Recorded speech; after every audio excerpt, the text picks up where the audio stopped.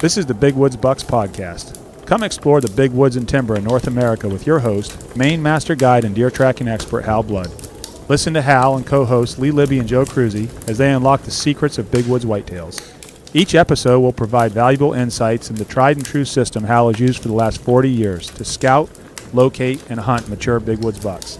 Listen and laugh as the crew discusses Hal's legendary adventures and learn how to apply a lifetime's worth of lessons from the big woods to your own hunting and outdoor adventures. Welcome to the Big Woods Bucks podcast. I'm your host, Hal Blood, and I'm sitting here with co-host Joe Cruzy. Hello. And a special guest, Kev Harrison, come over to hunt for muzzleloader week here. And Will Altman.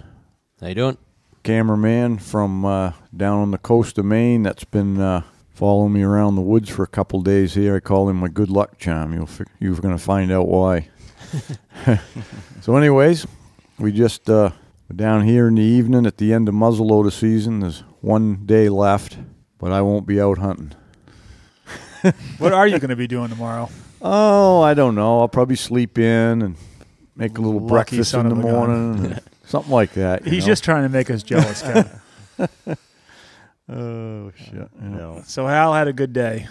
Yeah, I had a good 2 days, really. Yeah, it was probably one of the funnest hunts I've had in recent memory anyways, a really good hunt. And this year I kind of set a goal to just track the real big old toe dragging bucks. And it's been rough. We've had some crust and rough conditions. I've been on a lot of long missions, and I've actually kept off from Facebook or any of that stuff. I just trying to keep focused and stay rested, basically, because I'd come down, eat dinner at night down the Lodge of the Honors, and then I'd go home and flop into bed and get up and do it all over again and put on. It's been a grind of a month. Yeah, I guided 2 weeks, hunted 2 weeks, and then this muzzleloader season, and I guess that adds up to about 29 days anyways, day after day, and my legs are feeling it. I got them old bones. Because you even stopped over Wednesday. Was it Wednesday night? What's Tuesday? Friday? Tuesday. Yeah, I had dinner with you. Right, and you're like, I'm going to rest up, for the big I'm glad they don't chase. have Sunday hunting in Maine on months like this. Yeah, God. you got to have a day off. Absolutely. Yeah. It forces you, I know. Otherwise, you just keep going forever and never stop.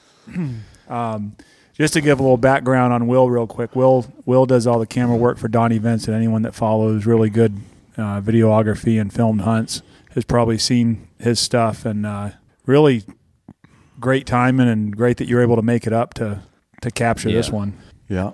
Yeah. Hal and I have been talking about it for a while. Yeah, finally pulled it off. Yeah. Jason came up the second week there, but he was going to try to make it this week. He just couldn't pull it off with his work schedule down there and stuff, I guess. And I've been talking to Will. He'd been 2 months?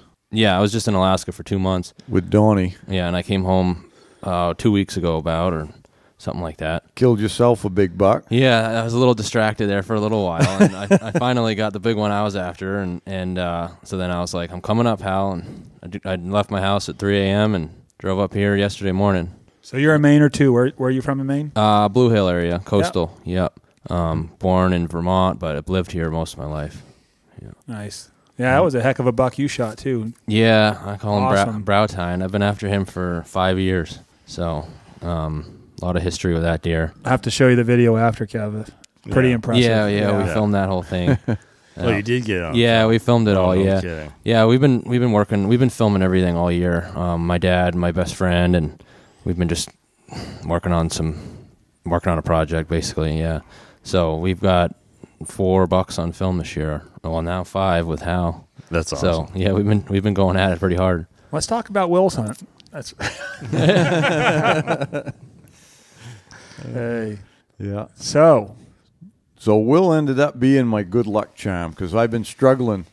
I was like, your luck always rolls like a pendulum. It's one way. It seems like you can never do anything right, and then sometimes you can never do anything wrong. I wouldn't know anything about that, Hal.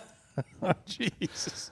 Well, mine's like a pendulum. So I've had it pretty easy the last couple of years killing the buck, and then I set my standards a little higher, I guess. But still, even overall, it's been rough because I've had I've been getting on these long chases, and day after day, it wears on you, 10, 12 miles a day, and try to get rested up. But anyways, my biggest problem was I could never get, like, the right track. Only one time this season I got a track that was pretty fresh, and that's the one we talked about before, I give a haircut to there back the second week, I guess it was.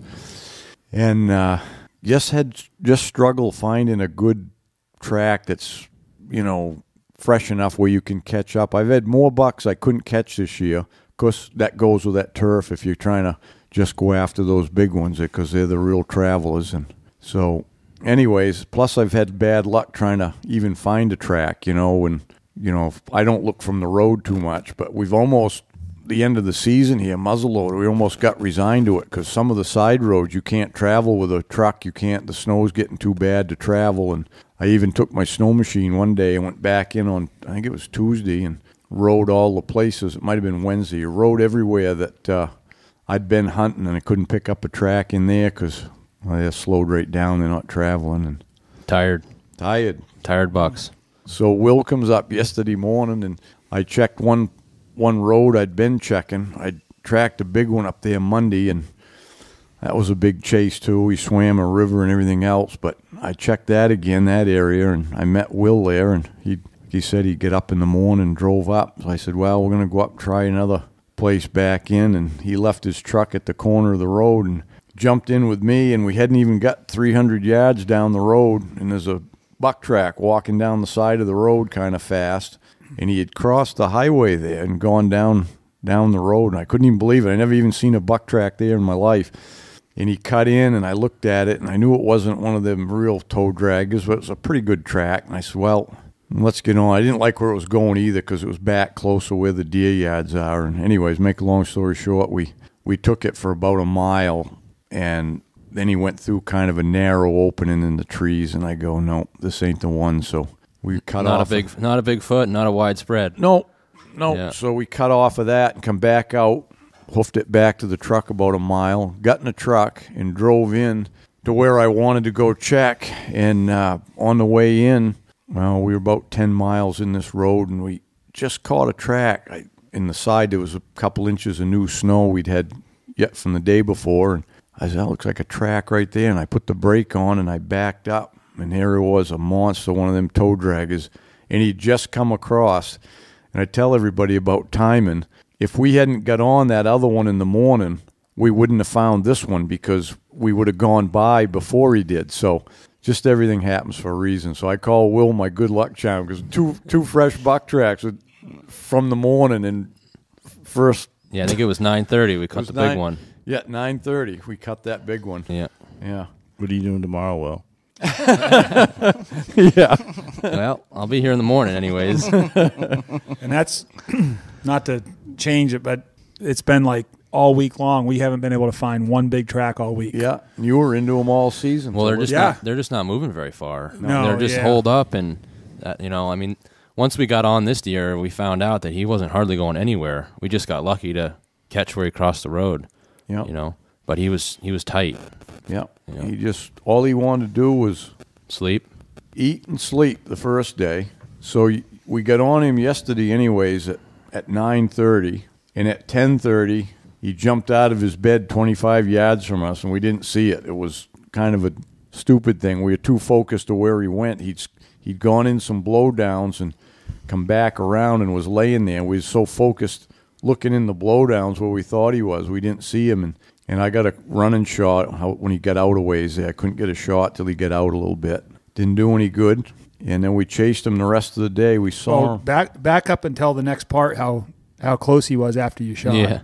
Oh yeah, this is good because I've never seen it in my life. All the bucks I've tracked, I shot at that buck and I said, well, we'll go down and see if we did any good. I didn't think I did because it was so thick down through there. But we walked down just to check for blood, and we got down about where I thought I'd fired, and his track was running all the way down. Then all of a sudden, I could see it slowed right to a walk because it was dragging his feet when he'd walk. He slowed right down. He went into some green growth. I told Will, I said, let's just back up here and have a sandwich here. He slowed down. So we ate a sandwich, waited a half an hour, We went back over and got on that walking track, and as soon as it walked within 20, 25 feet, he laid down again. I just shot at him, and he laid down again, and that's when I knew the guy was tired. But So how far from the bed where you first saw him to the second bed was it? where he laid down? Yeah. Couldn't have been more than about 100 yards. Yeah, about 100 yards, because I figured Unbelievable. I figured it was about 75 or 80 when I fired. Yeah, he just went another 20 yards. 20 yards and laid down again. Yeah. I never seen that in my life on a buck. It was the craziest thing. But, of course, we bumped him because we walked right down there. We bumped him out of his bed. We weren't even really looking. We were just looking for blood. Yeah. And then he started traveling again, and then we jumped him. It wasn't long after that again. Yeah, we jumped him. He went down into that cut, and he went down that skid road, and then turned and came back and bedded again. Yeah. And it was another quick bed. It was he just plopped right down, and then he was gone again. Yeah, he must have seen us. He'd lay down and look back, of course, and then he got down into this real thick stuff and old bogs and regeneration of spruce and fir, and got pretty bad for a while. And he got down, found us. He kept feeding on blowdowns. He fed a lot, and he got in this. It was a blown down cedar tree there, and he looked like he tried to camp out there. He was fed all around that because we'd been waiting a little bit. So, anyways, it was thick in there, and he heard us coming. We jumped him there, and then he went about maybe a half a mile, and he laid down. Well, we spooked him before that because he went and stood and waited back. So we give him a few minutes again, and then he laid down, and I just thought to myself, he was kind of open, and then I could see he was headed for this old skid road, and there was about, that 5 foot high. Like raspberry bush stuff. Yeah, and some yellow birch and stuff thick, and it was brown, and I go, I got to get over there and see if I can catch him walking up that, or he might be in that. And sure enough, that's where he was. Yeah. But we had snapped a couple sticks there, I guess, and we see him go. We could just see a couple flashes of him go again. I'm like, oh, jeez. And then he went quite a ways that time. That's when that's when we waited. We waited 20 minutes, and then he got down to that real nice stuff, and we were like, we shouldn't have waited because he was in the open, and he was just moseying down through that open stuff. That's after he crossed the road, though, because when he went out of there and he crossed the road, and then he got into some really nice stuff, and he was just meandering and right in the open for a long time, and nice bluffs where you can catch him. We were up way high above him, and you could just see down through the hardwoods. It was just like, why is he not down there? Because we waited too long, and he got ahead of us too far. If we'd have just gone then that time, we'd have caught him somewhere there for sure. And then finally, and the whole time he's going directly away from the truck. I mean, directly away. We're getting further and further away. Well, that last time there, we were like, we'll get one more jump out of him, and he went like 2 miles or something that time, and we started getting really far from the truck, but we were like, we got one more jump, and we never caught up to him until we left. And then he was going down over this ridge. He got in some hardwood cuts, and he started feeding. I'm like, oh, here it is. We slowed down there and started peeking. It went right down over, too. I was like, sure, we was going to catch him there. But no, he just started. He got down in the bottom. There was a little small stream there, and he walked right up in that stream bed, in the gully for 200 yards. Zigzagged it all the way up through. Didn't catch him there.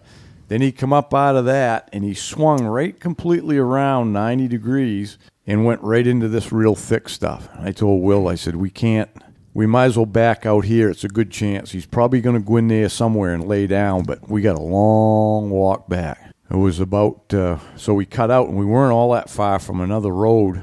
We cut out, and it was about 5 miles back to the truck. And we walked 3 of it, and then we get out on the main logging road, and we got a ride for the last 2, so that was pretty good. Lucky. Lucky. More luck. So the whole time we had the intention of going back this morning and getting on him again because he was tired. Where's he going to go? He was just hanging out, and he was tired, and we didn't let him rest all day. We just kept bumping him, and he just wanted to rest. So I knew he'd camp out for the night and rest and feed and rest, and that's what he did. I went back this morning, drove right back in, and walked up our back track. How far did you have to walk in? How close could you get to walking into where you left the track? We left just a couple hundred yards. It wasn't far. No, it was more than that, but it was probably a quarter of a mile. But not far. Yeah. Because he swung back away from the road. He was headed towards that road, and then he swung away from it. So we come out to the road and went back in, and I don't know, we got on it this morning. He didn't go very far, a few hundred yards, and come in right into the open hardwoods again and started feeding, and we might have caught him there. Yeah, if we had gone, we got discouraged because he went into some thick stuff, and we were like, oh, we don't want to go into that thick stuff. But then he broke out of it, and it fell off. The hill fell off a little bit, and he went down into this hardwoods, and he was feeding all around. And we were just like, oh, if we had broke through that thick stuff, we might have just seen him right here feeding. But we gave up on him that night. Was he feeding them blowdowns? Yeah, mostly the blowdowns and the moss. He'd dig a little fern once in a while and nip a few buds, but yeah, he liked the blowdowns. He'd get right in them blowdowns and feed on that moss. And bucks always do that this time of year. They like that moss, and so the whole trip, every blowdown, he'd go to it, and feed on those. So he only went this morning. We got on him half a mile maybe, and then he did end up crossing. Because we had some snow in the night, I think it was probably an inch, wasn't it? Yeah, it was close to an inch. Looked like about an inch in the track when we got on it. And he had laid down there most of the night, so where his bed was, it was only, not a half inch, quarter inch of fluff in there. I thought this morning when we were going out and saw that bed of snow, it was just perfect for you because you could... Yeah, we could get it. You could really tell when he got up and... Yeah, we could freshen it up. Worked out well. Yeah. And he probably went a half a mile, and then he ended up crossing the road that we drove in on. And this was another crazy thing he did. We crossed the road, and there's a stream there, and he went down over the bank, and it was open up the other side, so I was looking over there, but I'm thinking in my mind, I'm just trying to think how far he might go, Started down over the bank, and there was a little patch of greens, and I just about got behind them greens, and Will's going, big buck, big buck, big buck. And I'm like, I can't see it. I see where he's looking, and I can't see through the green stuff. So I'm like, oh. So I said, do you stop? And he goes, yeah. So I'm sneaking back up towards him, and I did see him. But by the time I saw him, he was kind of moving again. He was far. He was across the ravine and 150 yards or something. It wouldn't have been really much of a chance, And I'm like, oh. But it didn't look like he was really frightened. He kind of just... But the funny part was he was down in right down in the bottom. Yeah, you would have thought he was up on the ridge or on the hillside, but he came running right out of the bottom. Been there all night. Yeah, all night he was down in that hole, fairly close to the road because there's no traffic on the road or anything. But I thought it was kind of strange, and then that was our first real good look at him, though. I got to see his horns pretty good. Yeah, Will had him pegged. He goes, I was like, them horns curl right around. He goes, yeah, they wrap right around in the front, and he's pretty tall off his head. Yeah. Yeah. Yeah, so anyways, we took up the chase there. I thought I grunted a little bit thinking maybe he just walked off over there, but he didn't. He bounded away, and we got back on his track, and that's when we see him, I think. Yeah, he waited for us. He waited. Well, he did that real quick loop, bedded, and we bumped him again, which we never saw him. Yeah. And then I spotted him that second time, and he ran up through the hardwoods there, but I just saw his tail, Yeah. Yeah. And then we kept going, and well, then you started getting afraid that we were going to hit Canada. Yeah, he was the whole time. He's headed right towards Canada, and I'm like, maybe this buckyard's in Canada or something. He's trying to get there because we hadn't seen another fresh track in both days. It's a couple old tracks with snow in them, and that's all we'd seen. 8 or 9 miles in, we hadn't seen anything hardly a week. Yeah, week fresh. So that's crazy, isn't it? Like some of the places we've been in this week, it's the same thing. Yeah. We walk and walk and walk, and no fresh tracks. None. No. They cleared out. They're all headed now. They're trying to get to the yards now. But anyways, then he went up, and I don't know if we bumped him again before he crossed the road and went up the hill. Yeah, I think there was a couple soft bumps in there. It started to get thick, and then he went up over across that next road. Yeah, he crossed the road. Crossed a road again, and he went right up into the steep country, heading high towards the border. And it's a bad place. Yeah, you were like, oh, I don't like that he's going up there. Yeah, it's thick. It's old cuts. A lot of whips. Hardwood cuts, full of whips. I'm like, oh, this ain't going to be a good place up here.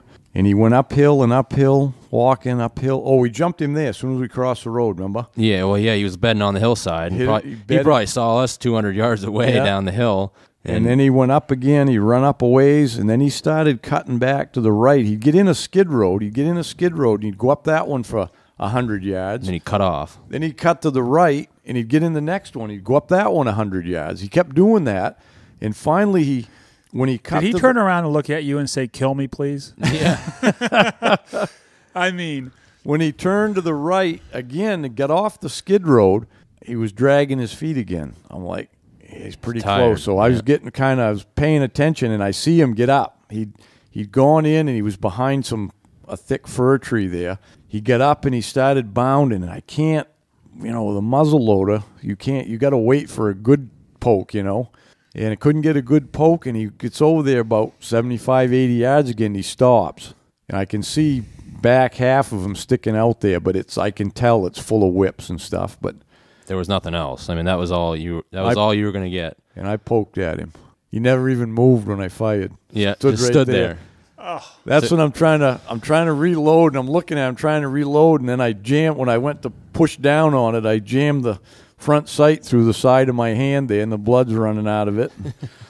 We got loaded up, and that was kind of the turning point in the hunt, I think, because then after that, he walked away, and then he turned back downhill and ran all the way back down and crossed the road within a couple hundred yards of where he went up and got down into the good country again. I'm like, oh, boy, this is going to be better. And he's going away from Canada. And he was going away from Canada. And I said, now I think we can do something. Rest easy a little bit. Yeah, and by then, I'd finally, you got to, any buck, they act different, but I'd got his M.O. Every time he'd go to lay down. Yeah? No, I was going to say, so what time is it now? 10:30, probably. About 10:30. Right, so all this happened before 10:30. That is unbelievable. Yeah. That much jumping them. I mean, we got on his track at sunrise, which obviously helped. It was right at first light. Yep. But by 10:30, we had jumped him probably 5 or 6 times and fired at him once. Yeah. Wow. So he got down. I got his M.O. What he would do every time he was... In this one, he wasn't feeding today. Not once did he really feed. Yeah. So I'm like, he doesn't want to feed, so we're not going to catch him on his feet. I knew he was just going to lay down, and I got his M.O. Every time he'd slow down, he'd run, sometimes not far, and then he'd walk fast or trot. And when he slowed into that toe dragging mode again, he'd always hook around. And usually to the right for some reason. He'd hook around to the right, double back like 180, and then that's where he was going to lay down. So then when he got down across the road and did that, he run down across the road for a ways, got down, and then it got into some skid roads, and it was kind of some thick spruce and fir. But not bad. Not a lot of whips in there, which was not much. The shooting wasn't too bad. Yep, there was some good openings, but there was some good cover to be in too, which was just right. Yeah, that's how exactly. you need it, Yep.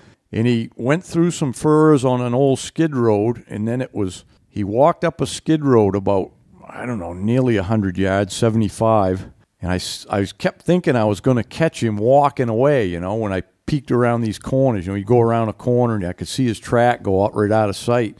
I walked up that skid road, and I see his track turn abruptly left, and I just peeked around the corner there, and I see him laying there looking back at about 50 yards. And I had to kind of get my foot around behind me because it was off to the left, and I'm left-handed. Got my foot around there and pulled it up, and I could just see about 4 inches of the top of his back. He was sunk in the snow. And so I put it right down like we were base of his neck just before the snow level there. And I touched her off, and when the smoke disappeared, I could see him laying there, and I'm like, rolled him right in his bed. Yeah. Nice. Loaded up again, and we walked over, and he was struggling there. He wasn't dead, but finished him off, and that was an awesome hunt, really awesome hunt. It's beautiful. Yeah. Yeah, heck of a buck. Hey, folks, Hal here. Hey, want to talk about the biggest challenge people have in the woods, especially the big woods trying to hunt, is navigation. It's the number one, and it's the key to be able to hunt successfully in the big woods. And a compass, of course, you got to have a compass, but maps to go along with your compass is really going to be a key. They're going to show you a lot of things like your terrain features and all that, and also the old trails, logging roads, etc. And I think the way to get these is with Onyx. They've got a great mapping software, and you can download it into your phone as an app, or you can get an SD chip to put into your GPS. They fit most any modern GPS, and that'll cover. You can get them. You can get a chip for any state, or you can when you download the app, what you can do is download, topographical, but also satellite imagery. And that's the one I use the most, because the satellite imagery tells me I can see what kind of trees, if it's softwood trees, hardwood trees, and you can also see logging, different types of cuts. It might be a clear cut or whatever. Very, very helpful for hunting, whether it's deer, moose, or anything you're hunting. But what I like about it is when you're hunting in remote areas, you don't have cell service, so you're basically offline. But if you download ahead of time a certain area, the area you're going to hunt, download it into your phone, and you can bring it up, and it'll show you right where you are, and you can kind of keep track of your positions and all of that. Anyways, excited to tell you about a partnership we formed with OnX. So go to onx.com, and we got you a 20% discount. You punch in the promo code BWB, and you're going to get 20% off on your OnX. All right, get down there and get those apps downloaded and get your chips for your GPS and get ready to hunt. Hey, everyone, Hal here. Just want to take a minute to talk about the Woodman Arms muzzleloader. We got them all set on the website to build your own or buy your Big Woods Bucks model, either one you want to do. But anyways, we've tested it a lot, and I can honestly say it's the most accurate muzzleloader on the market, best to carry in the Big Woods or anywhere else at 5.5 pounds. You can't go wrong with it. So get on there and check it out. Yeah, it was bigger than I thought. I didn't get shortchanged on my horns this year. No. Oh, it's a beautiful buck. Yeah, he's beautiful really nice. buck. Perfect. You don't Maine, up in this area, it's just not known for antlers like that. He's got a they're big rare. frame. Big frame on him. Yeah. Big knife blade on the front, coming around. Just big spoon bills, we call them. And the beam tips are all flat, Perfectly symmetrical. Just really nice looking buck. Probably close to 20 inches inside. Will thinks 19, but he's wide. Yeah. And I would have tall. said 18 or 19, I would think, yeah. But he wraps hard. His tips almost come right together. Yeah, got long beams. So he the only thing that he lacked in was brow tines. Yeah. Yeah. And I think that's going to come into play with you and Timmy. Yeah. Giving Timmy a run for his money on his buck. That's right. He doesn't think so. That's what rumor has it. Yeah, that's what I've heard. He already spent the money, I heard. Yeah. If I'd have shot mine at the same time, I was going to say, it'd been different. 208, the last day of the season, second to last day. Yeah, at the end of muzzleloader season, 208's pretty good. Yeah, but there was no rider that said I know the date. No. You need an extra point for every later day. Yeah. Oh, he's a beautiful buck. Big old buck, one of them toe draggers. Oh, he's an awesome deer. Yeah. So we did a little Facebook Live there when we got hanging him up at the house, and then posted the pictures tonight. So I think an awesome part of this was that Will was with you. Having a camera over your shoulder. Yeah. It's so hard tracking. I was looking down the barrel. It's I've had Taylor with me for a week. He's been lugging around this heavy camera. Yeah. And we got one more day tomorrow. Yeah. If we don't get it done, it's going to be called Joe Walking. Yeah. There's a lot of really cool shots, but there's no dead deer yet. Now, Will, is this your first time that you've filmed somebody tracking a whitetail? Filmed, yes. In Maine? I've done a little tracking, but like I was saying earlier there, I on the coast, we don't really get the snow, and I do a lot of stand hunting and chase a lot of big bucks down there, but it's hard to leave them to come up here to go tracking, because I want to get these deer, and right. It's like, to leave for 4 or 5 days, come up here, it's like 4 or 5 days I'm not hunting, such and such a buck, or I have names for them all, but and I heard you name this one. Yeah, I guess I did. Yeah, he was laying there, and I'm like, he's a Brutus, and so stuck. That's Brutus. So that's his name. Yeah, Brutus. Yeah, He looks like they all got a name. Yeah, he looks like a Brutus for sure. Oh, Kevin, are you here? Yeah. Hey, I don't. When Hal's telling a story, you listen. Yeah. All right, done with the story. I will put one thing in. The thing we lucked out on, too, is I got my snowmobile 100 yards from him. No and I kidding. probably could have got it right to him if we wanted to cut a few little peckapole trees there or something, but we drug him 100 yards. How great. sweet is that? Then because it was uphill to get out of there when we were walking up them skid roads. I said, that's uphill here. And I'm looking at them skid roads. Like, I can get my snow machine right down into here, right down into the thicket, Yeah. And that was pretty cool. It was pretty calm the last 2 days. It was. This morning was a little wind this Yeah. morning, but then it we were died out. I we mean, were asking for it yesterday, especially. Yeah. It was Yesterday was worse. Today we'd get a little bit, and then it would kind of go. And we just had pretty good snow up there too. It really wasn't bad. the snow's what's been hard these last 3 weeks, really, since we got those crusts on the third week. It hasn't been very good going. We got enough snow now to start getting the crunch out of it pretty good, but Enough insulation on top to dampen it down. Yeah, but that's why it's been so rough. I mean, you can track all you want, but if they can hear you coming for 100 yards, it ain't doing you much good. Yeah, and everything seemed to freeze back up today. Yeah. You walk by something. And catch Supposed you to get and colder snap. tonight, too, so not bode well Not for looking good, Joe. Hey, we haven't given up hope yet. Yeah. Right to the last minute, we're gonna give it hell. Yeah. It's been a good month. I mean, conditions wise, you couldn't ask for. I mean, we've had snow almost the entire month for all weeks. Not good snow, but we've had snow, Yeah, you And we've had our fair amount of good snow, though. I mean, Yeah. The second, depending on where you are. Yeah, the second week we had the best snow, and down here when the snow got deeper, you had good snow here, but we didn't up above. It was less snow, and it was. I know I was. The third week I thought was really the worst because we had the crust with no snow on it, so it was just a crust, And then we got the snow on it for the fourth week, and I was guiding that week, and we come close that week a couple of times with my client Jerry there. We come pretty close to getting one. And then, we had Kevin was with me for, not this Kevin, but different Kevin that I was guiding was with me on week 4. He was here week 4 last week, and we came real close on the last day. We had a really good one. Probably the best track. He was with me for the best tracks that we saw all season, and just same story. Just couldn't catch him.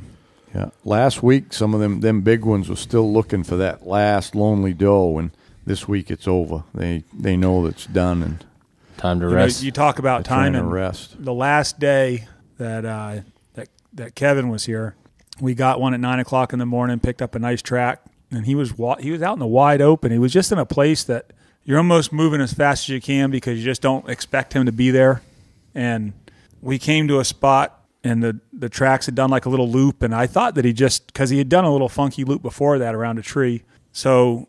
We get there, and I see the loop, and I'm kind of looking around. Oh, his track came out here, and I start following. Well, that loop had gone back, and he was bedded. He got out of his bed and just started walking and was just feeding. And we were almost that perfect time where we caught him just out of his bed feeding, and he was another 30 seconds or a minute, he would have been out in the wide open, and we probably would have had a poke at him. But that's a lot of times it's just timing and it's always timing. It's funny that one of the guys, Kurt, that I hunt with over in New Hampshire, and he's here this week. Actually, he's like, your timing chain's off this year. Yeah, that's what it is. Yeah, I thought mine until today. I thought mine had jumped a tooth. It was never going to get back in time. Yeah, it's frustrating. Yeah, but like you say, it's just a matter of time. The pendulum will always swing. It was. Let me know when mine's coming back. Yeah, it seems to be hanging over to one side for a while, but I think a lot of guys saw it here because you were hunting yourself the second and third week, and of course when Jason was here with you and everything, and every night you're coming back, and it's you've been doing this for years. You've killed all kinds of big bucks, and I honestly think it's good for some guys to see that everyone struggles. Go through. Yeah, you go through times. Everyone struggles. Of course, you always pull it off in the end. Not everyone does. But it's not magic. It just doesn't happen. You have to do it all. It can be magical, but Yeah. It's not magic. I mean, I think a lot of people, because I just think a lot of people think it's, how can I do this? How can I get on a buck track and make this happen? You know, it's like supernatural. What? No, you just got to keep going. Once you learn, or even if you're practicing at it, the key is still persistence. You keep at it. If you put your boots on every day and you go every day, it's another day and something else is going to happen. And if you repeat the process long enough, it has to happen. I'm telling you, it has to. The law of averages always catch up. Say it again, Hal. Say it again. It has to. Time might be running out for you, but you guided a lot. You didn't have a fair shake at hunting on your own. I've hunted five days so far. You only hunted 5, so. But it's been you know, we were talking about it earlier. I mean, and most people, because it's our job that we're working and hunting, but we've been at it for 28, 29 days, whatever it is of hunting. Yep. You know, that's a lot of days hunting to make it happen. A lot of guys got 3 days, 5 days, whatever, you know, in the season. I was telling the guys over there, like, Jesus, Joe looks a little lean right now. I'm down to like 240. Yeah, Deb was hugging me the other night. She goes, I can feel your backbone sticking out. Yeah, you slimmed down too. Yeah, a little bit. You can't lose as much as I can. I'm telling you, though, it's hard as I get older. You know, it's almost like, how much more can I do it? Well, I know I can, but my problem, what I did this year was I kind of burnt myself a little too much earlier. You know, I went on them big missions and stuff, and I never rested, you know. And when you get older, you got to get that rest on your body. You just have to, you know. I think back when I was even 10 years ago, I didn't really matter that much, but. Well, I know, you know, I'm, what am I, 12 years younger than you or something? 13, 14, 12. I think it's about 12 years. And I know I get tired going every day, all day, and getting up early. At your age, I know it's got to be tougher. Yeah. And we always bust your balls about your age, but you schooled us again. A big buck track is an incredibly motivating factor. Yeah. Yeah, I really, especially my right knee got bothering me. It's not the meniscus I had fixed, but I got something else going on there, and it burns every day. And this week, because I think it's just accumulation of, you know, so many days on it that I wake up and it wasn't in the. Did he just say accumulation? Accumulation. Sorry. Whatever it is. So earlier in the season, even by the middle of the season, in the morning I'd get up and it'd be great. You know, and it'd get burning during the day maybe, take some leave at night. But this week it hasn't gone away. I wake up in the night and my legs were hurting, you know. I couldn't get comfortable. I'd wake up all the time and I'd get up in the morning. My knee would be hurting, my right one, before I even got going. And that's what I've been struggling a little bit and having to just keep maybe a little slower pace. I just wanted to back up to your persistence there. And coming from, you know, I haven't done a ton of tracking, but I've done a lot of hunting all over the world, and I've done a lot of long trips. You know, a lot of times we're out for 2 or 3 weeks at a time.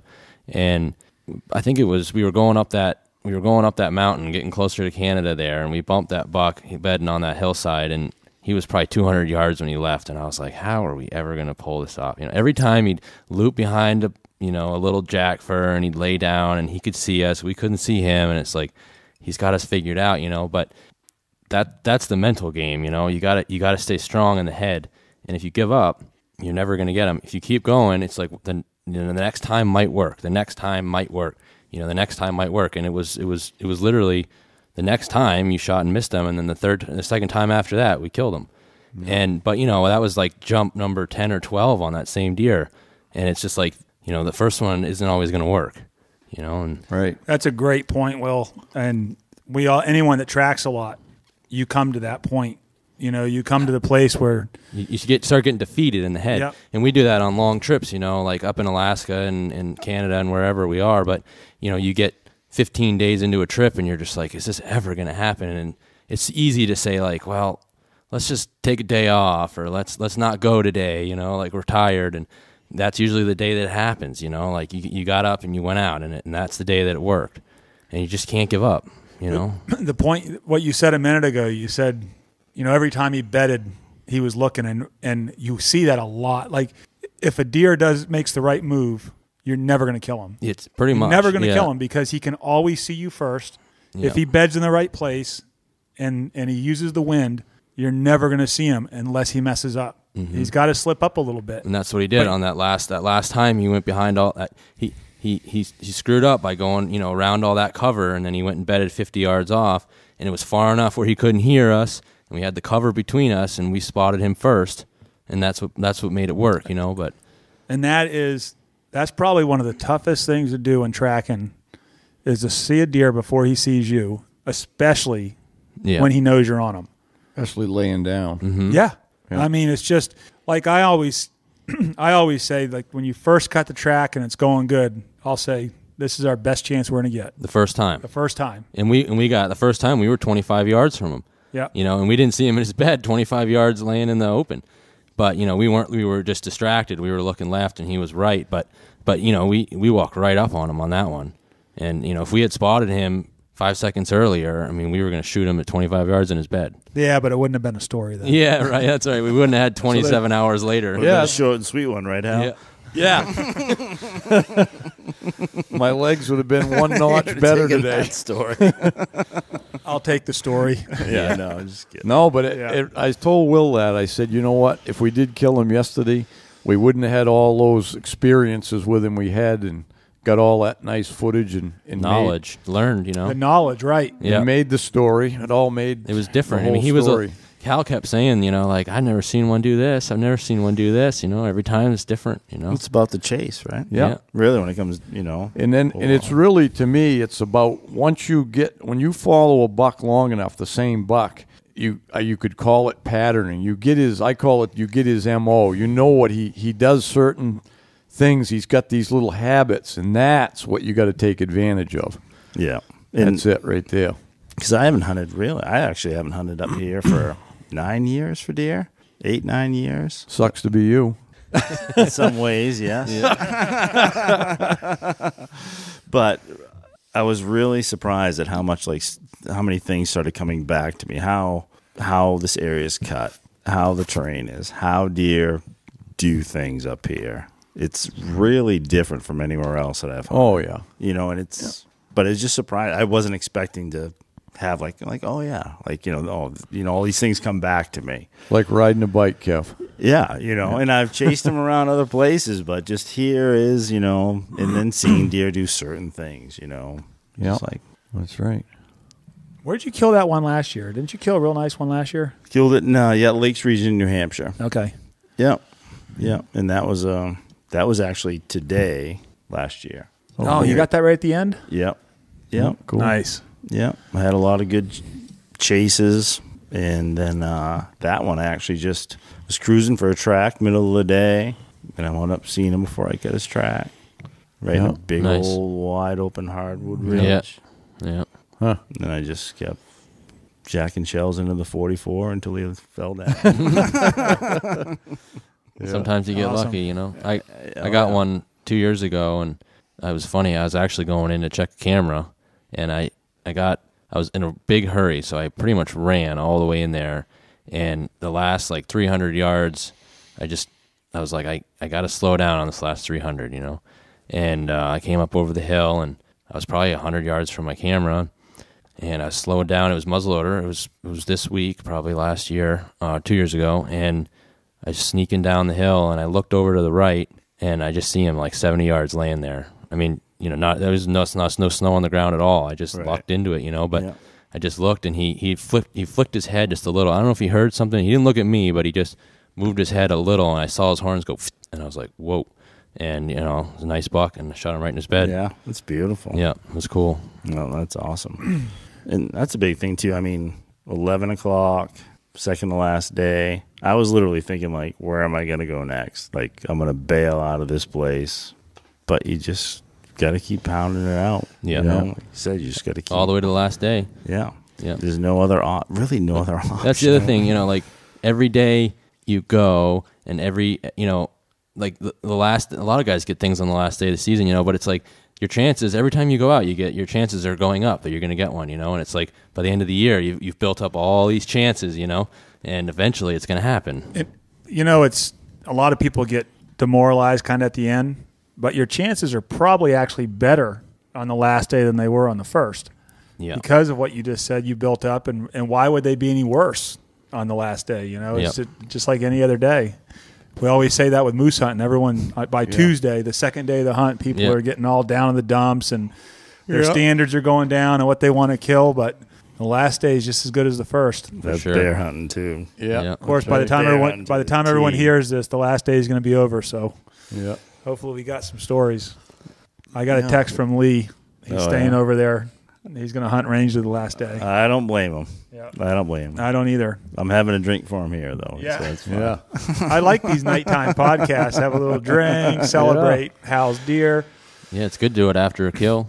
Absolutely. So Lee and I are still hunting. Hal's going to be resting tomorrow like a king, sitting around the house. Yeah. Going to go out every hour and just check his buck out, go back inside. Right. I don't blame him. Yeah. That's what I was doing with brow tying in the barn. I'd go over there and he's still here. Yeah. He's still here. That is an awesome buck. Where would people be able to see that video once it's done? Well, I was doing a project this year for Railtree, actually. Okay. So we've been filming a bunch of stuff, and it's going to go up on their site, basically. They're going to do an online thing. It's probably not going to come out till coming into next season. Things will be coming out on that. So... I don't know. We'll see. Nice. It's just kind of a spur-of-the-moment thing. They asked us to do it, and we were like, we'll do it this year and see how it goes. Excellent. So, Will said he's going to edit up this for us, too. Yeah. You think that video will get any views? I think it might. If it does as well as the post, that thing was flying like wildfire. I posted, what the heck was it? Deb kept getting mad because she wanted to post the picture, and I said, I'll put it on the Big Woods page, and then you can share it. And we're in there talking and stuff, and finally she dropped the F-bomb on us trying to get it done. So I had to do it. And fire that thing off. I don't know. I think it was 10 minutes later. She says, people been waiting all day because, I sent her an inReach message, and then so she kind of put it out there. And I don't know how. It's funny how that spreads because it isn't like she got a real ton of friends there, but it gets around somehow. Yeah, and it does. She said, people been waiting all day. People been waiting. They want to. So within 10 minutes, it was 500 and something likes and 71 comments in 10 minutes, Yeah. So I am going to ask this question, though. So for Joe and Hal, it might seem elementary, but for your muzzleloader week, what is your approach when it comes to This is the toughest year I've had for muzzleloader to find a track. Muzzleloader previous. What did you do to do it? I mean, what's your philosophy on last week? Is it places you've already hunted, or does that? It has been in the past, but that's not working this week. Well, it's because of the snow. Yeah. The snow this year. Last year was worse because they started really moving towards yards, the third week, fourth week. But the snow and the cold is really, they get to a point where they got to go. So I haven't found a big track this week. Not like a really big track like some of the ones we saw the last few weeks. Right. Last week. And we're putting on miles. Day. I'm on a snowmobile, riding roads, taking moving. the truck. They're laying right up. Yeah. I mean, that's this buck we got. I mean, he all night he went half a mile at the most, and he wasn't going to go anywhere all day. I guarantee it. He was going to be right in there. So how are you going to find that track without cutting it in that half mile? That's pretty. You got to get in the woods now to find them. You got to get where there's some deer in the woods and just mosey around till you find one. Yeah.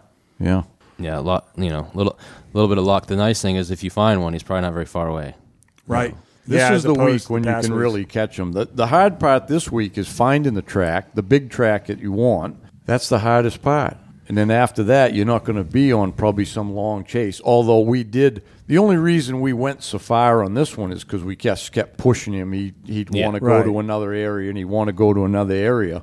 But we just kept on him long enough that he did cover that distance. And I'll have to figure out on the map, even straight line, how far that was. But if I had to just mentally think about where we started and just kind of almost draw a straight line through the woods, which he didn't go, did a lot of zigzagging. But, I think that first piece he went through was probably, a mile to where he crossed the first road, and then it's another minimum 2 miles through the next piece of woods. Then he crossed another road, and then through that piece of woods to where we left him that night would be another probably 2 miles. So 5, yeah, and that's about straight line because it was pretty much the way we had to get back. But today we didn't go that far. We probably went, well, you took it on your thing. What do you, on your... Distance today? Yeah, your phone. Total walking? Yeah, it was like 5-something miles, but that was counting. 7 says. Oh, 7. But that's, walking around. I mean, that's everything today, basically. And walking back to the truck and was all about that was another mile. Mile and a half to get back, which wasn't too bad. I think we took the track for about 5 miles total today. Yeah. But, we went up the mountain and then came all the way back down. Straight line distance wasn't that far because we did a big circle there. And yesterday we did 8. Well, at the end of the day, we did 11 and a half, but I think we did about 7 on his track. So 7 and 5. Yeah. So 7 and 5 is 12 miles that we took that thing, which isn't tremendous for a day and a half, but it's pretty good. No, considering a lot of the bucks this year, that's been like a one-day track job, and they don't stop, they don't scrape, they don't rub, they're don't just bed. cruising. Yeah. But the problem is 12 miles in this kind of conditions with that crust knee-deep snow. And you're picking your feet up all the time. Oh, yeah. Yeah. If there was 2, 3, that's why I tell people I'd rather have 2 or 3 inches of snow because you can move right along, but you can't move in this stuff. You just got to kind of mope along. I set the best pace I can and can't hurry. How do you think the deer population is right now with considering last year with the winter? I think it's been great around here now. I've heard reports of up above the Golden Road and from Norris to Dole Pond, the guys have been saying they had trouble even earlier in the season. They weren't finding many deer over in that country. They took it hard then. Up there. Yeah, but here, my God, there was more. I seen more big buck tracks this year than I have in a long time. Of course, we had more the snow for the season, but I mean, I've chased a lot of different big ones, a lot of them. And there was places I'd be on one big one and cross 2 or 3 other big ones in the same day. I mean, a lot of good bucks. Yeah, it's pretty good down by the coast too. We had pretty easy winter. Yeah. So I was reading a question Chris had passed along. One of the listeners, his name is Ryan, was asking. It was basically he was writing about the deer yards, and he hunted up in the Allagash, and he was pretty frustrated with the amount of people that are hunting the yards up there that are sitting. I mean, he said up there, people just sit in their cars, like lots of them along the crossings and just shooting them, and wanted to know our thoughts on it. And, I think it's pretty obvious what our thoughts are. I mean, I don't think it's very sporty. No. Myself. It's I doubt that many of those people are shooting it just to feed the family. Yeah. If they are, then get them any way you need to. But no, it's as what you did. You're hunting away from any yard, and we didn't even see another deer track pretty much the whole time. What I would say, I've been hunting in some of the areas we've been in. We've gone where the deer are.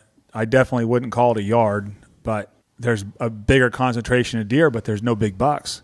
Yeah. The big bucks are real solitary, and they kind of hang out on their own. Well, sometimes they're not even going to go to the yards. I mean, they have their own little yard. I don't think this guy was going to. I think he's got some place up there somewhere that he holes up for the winter.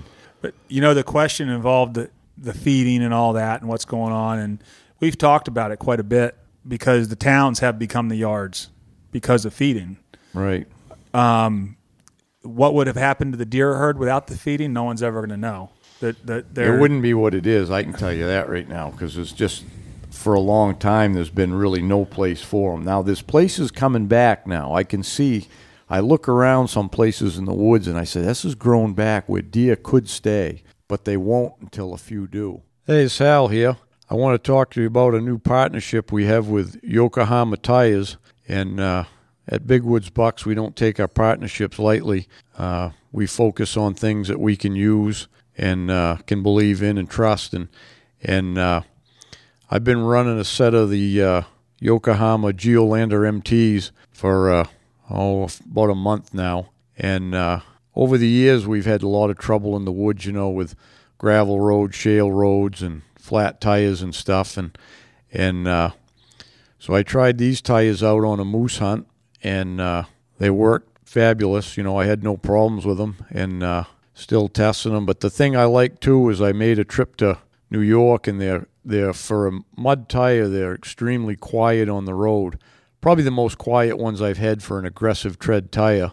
And so we're going to keep at testing them here, but I think they're going to be the ticket. I've used dozens of different tires over the years, and these look like they're going to be the ticket. So anyways, the tires are made right here in the USA, down in Virginia. All the light tires, light truck and car tires. There's like 51 sizes available, and they also have a Geolander XAT as a new tire that it's a little less aggressive, like more of an all-season radial. So anyways, check out their website, Yokohama Tire, and see if it's something you can use. Hey, Hal here. Just want to take a minute to talk about the hunting club, and you can join by going right online at bigwoodsbucks.com. But anyways, I've got all my information is going in there, and it's a place where you can get together and look at my films, tips, writings, and all of that. And the best part is there's forums for you to communicate with, the rest of the club members, talk about Big Woods stuff and all of that. So anyways, $36 a year, cheaper than getting a Starbucks once a day. So join up, and hope you see you on there. It has to be, some has to stay, and then more might stay. But well, you were talking about the does bringing their fawns back, and that's the yard they learn, and then that's kind of what they do. That's what they do, and so it's hard to break that cycle because it's like every fawn's getting brought back to the same yard for years and years. Some of them does have to stay, and then in the past it's always been they couldn't stay anywhere because as soon as the coyotes find them, they're going to get every one of them. So then it doesn't perpetuate the yard. But now that we've been controlling the coyotes pretty good, I think there's more chance that some deer can stay in some pockets and make it. Yeah, I would say, and one of the other points that he brought up is very true, is the vehicle kill. I think he set up in Allagash, it was somewhere around 100, which I know not last season, but maybe the season before was over 100 in the Forks. Yeah. Vehicle collisions. So that's a lot of deer taken out of the yard.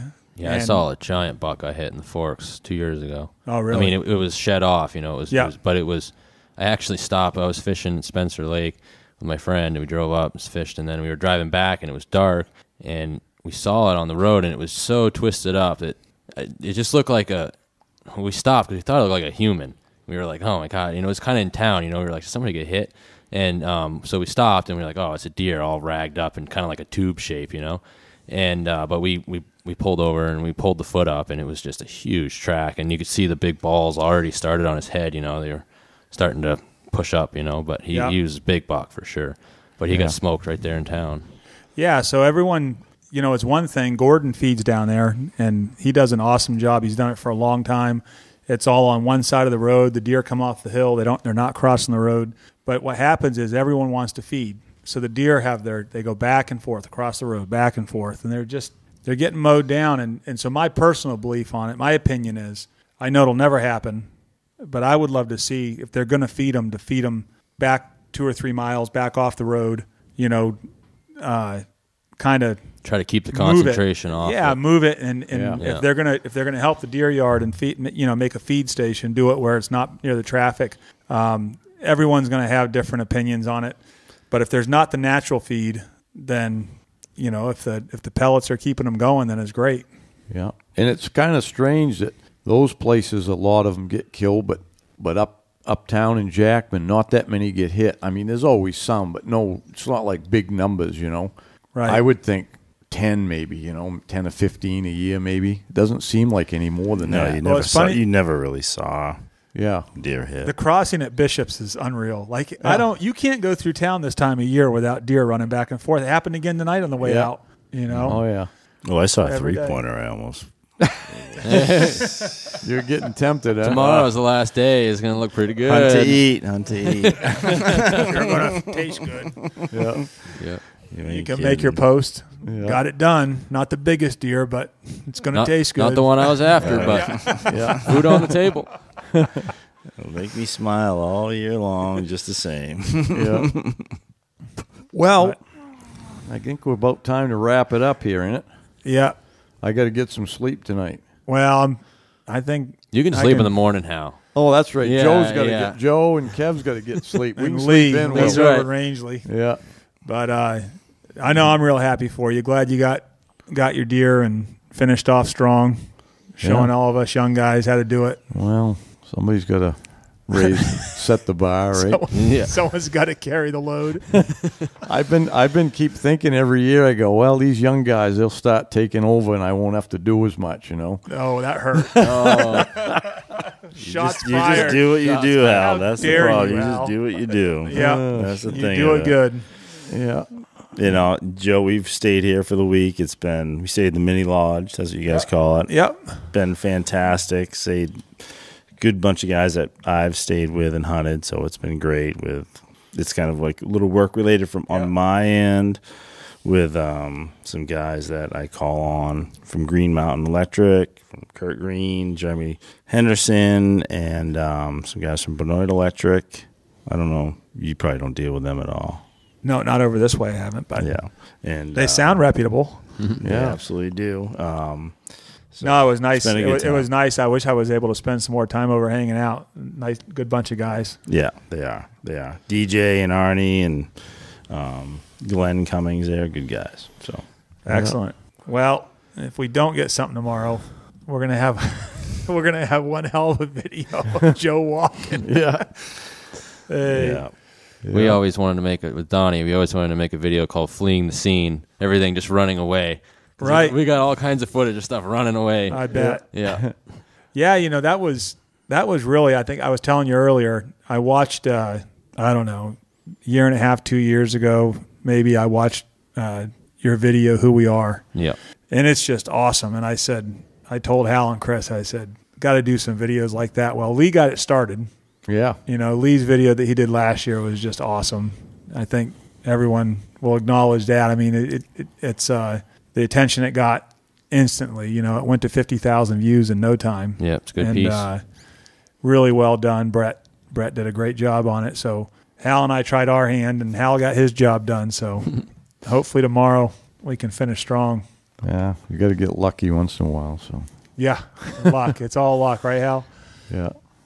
Well, if you don't get one tomorrow, there's always next year. Yeah. Yeah. Speaking of which, any of you guys out there want to book some guided hunts, American plan for next year. I'm going to start doing it right around the first of the year. The guys that came this year, we appreciate them, and they're going to get first dibs on their slots, and then we'll fill her up after that. And I had a great time guiding this year. I mean, it was fun. It's a lot of work, but I had really good guys every week, and yeah, we had all the guys were just great guys that came this year. So Kev told me he's put him down for 2 weeks next year. Yeah. Oh. It would be great. If you can get me 2 more weeks of vacation from my work, I'll do that. Yep. What about bear hunting? Is When your are you gonna boss start over in the doing main bear lodge? hunting? We'll get him drunk and get him to commit. Yeah. Get him to sign a You wouldn't even contract. take that. Yeah. You're going to give me 4 weeks of bear season and Yeah. a couple moose hunts and 5 weeks. No, not 5 weeks. Well, Will, We'll talk about it. Will, glad you came up. It was good meeting Yeah. you and spending time thanks for with having me you. up. And congrats, Al. Thanks. I appreciate having him on the trail with me. I bet. Yeah, it was a good time. Yeah. All right, we'll wrap it up and go get some sleep. And You guys got to get out there tomorrow. sweet dreams. Yeah. Hey, thanks for tuning in. Till next time, good luck on the trail.